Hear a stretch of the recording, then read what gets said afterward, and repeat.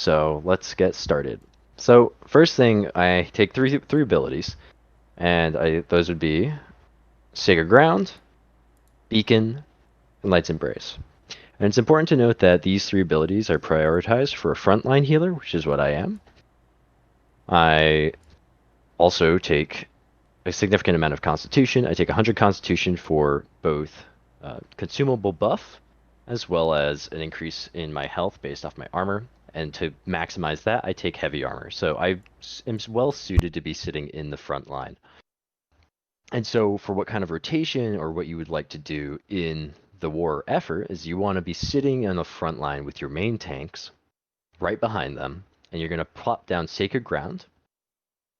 You're going to follow up with Beacon, and then when necessary, you throw out Light's Embrace as a panic option heal. And if you're not throwing out Light's Embrace, you're going to toss out one heavy attack around every 10 seconds with light attacks in the middle. So, for the reasonings why, we always want to lead off with Sacred Ground first because it gives a 50% increase to all sources of healing, and that includes potions that your allies pop. So, any sort of panic, if someone gets bursted for some reason, they can have a nice panic option with their own potions, but this will also just increase all other sources of healing.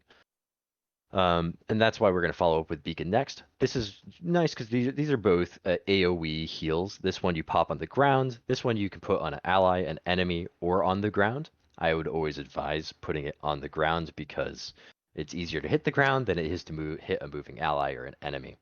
In the case that you're on the point in a Zerg or a mob situation, it'll be a little bit easier. But a reason why I tend not to put it on an enemy is because an enemy can run away, and that's running away with a significant amount of healing. For me, this would be around like 8,000 health of heals that they're running away with. So I typically put this on the ground where I think my allies are going to stand or on an ally. And then when people get low, you'll toss out Light's Embrace as a panic option. Now there are arguments to take some of the other spells like Divine Embrace, Splash of Light, and Orb of Protection, but I think this is the best build for a frontline healer. Now, why are we going to toss out, say, light attacks and heavy attacks in between our cooldowns? One is this spell here. When you hit a light attack, you reduce all cooldowns by 5%. There's something to note here that it does not work if you hit an enemy's shield. So try to hit targets that aren't blocking. Doing this, once you place down Sacred Ground first and Beacon, then you can start reducing those cooldowns using Revitalize and even get 2 Beacons, 2 Sacred Grounds out. But they'll always be up. Additionally, you have Mending Touch, so when you additionally, Blissful Touch, which is when you throw a light attack, you'll be healing for 20% weapon damage. And this is not an insignificant amount. This can out-heal dots or other smaller effects. Now, the light attack I mentioned, you want to be throwing out every 10 seconds. Start with a light attack, and then follow up around every 10 seconds, a little bit less than that. Mending Touch is really nice in wars because there's a lot of debuffs. Poison from arrows, fire from fire trap mines, or burning oil, and this will be helpful to remove those debuffs from your team. Additionally, we take a perk called Intensify, and this is nice because it stacks up to 3 times, and every time you hit a light attack, it will refresh it. This stacking buff gives you 10% increased healing towards allies and yourself, which stacks up to 30%, which is pretty significant. And every time you hit a heavy attack, it'll refresh the whole stack of those. So you want to try to be keeping this up at all times. So just throw out a heavy attack, and then before 10 seconds, throw out another one to try to keep it up. The reason why you don't want to stack it immediately is because you want to get these cooldowns lower, which is why we're throwing out light attacks. Also, the little bit of Blissful Touch, giving a little bit of healing in between as well. The reason why I don't think you should be taking some of these other spells is because Light's Embrace is so potent. You get 100% weapon damage, and you might say, oh, but Divine Embrace is 150% weapon damage. But then again, it's on a longer cooldown. Light's Embrace is a 3.4 second cooldown for me, compared to a 5-second cooldown for Divine Embrace. And I'm taking 2 passives. I believe it's this one. While holding a life staff, increase the amount of incoming healing to all friendly allies in your group. And increase mana regeneration for you and your group members by 3%. These are 2 passive buffs that you don't have to do anything to work for. So no matter what, Light's Embrace is always a 160% heal. It's faster. This has a channel time of 3 seconds. It costs more mana, So Light's Embrace is always going to be a better option for a single target burst heal option. You can make the argument that Divine Embrace can hit up to 3 targets if you go all the way down.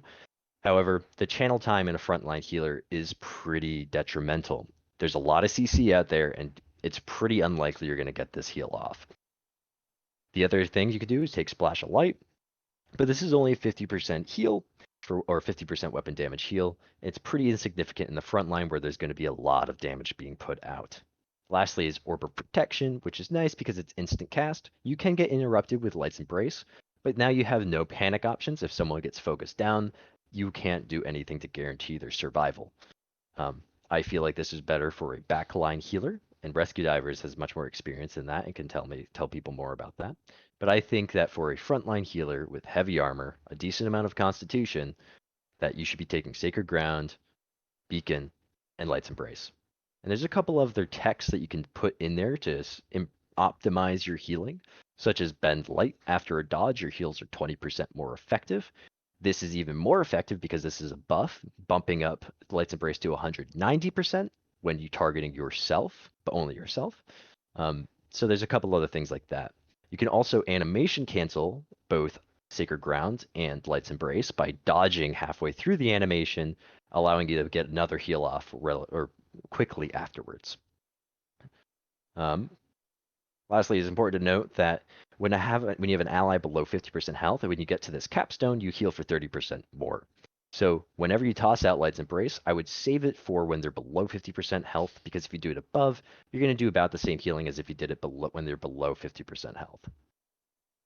I believe that covers most of the things. I don't think we could go over these individual perks more, but we're taking most of them. I guess you could also take Enchanted Justice. This is a pretty niche, being on a 2-minute cooldown, but you could get a third healing aura whenever you get hit. Now, it could be nice, but I don't think it's quite as nice as Intensify. I would only take it over Intensify if you don't think you can reliably hit heavy attacks, but if you're a frontline healer, this isn't an issue since you're pointing at 30 people in front of you that are mobbed up. Buffs you grant last 20% longer, I don't consider as important for a frontline healer since you're not primarily buffing your frontline tanks, and getting hit below 50% health increases haste. When you're doing this build, you just want to stay inside Sacred Ground and Beacon. You're not really moving. Haste isn't as relevant, which is also why I don't take Speed of Light on Beacon. And lastly, when you block a melee attack, you're going to be just healing. You don't need to block. If you get if your stamina gets drained from blocking, you're just going to go to stun, meaning you can't heal anyone. So I don't feel like the rest of these perks are as relevant. So I believe that covers most of the build. And if there are any questions, I feel like now would be a good time to ask.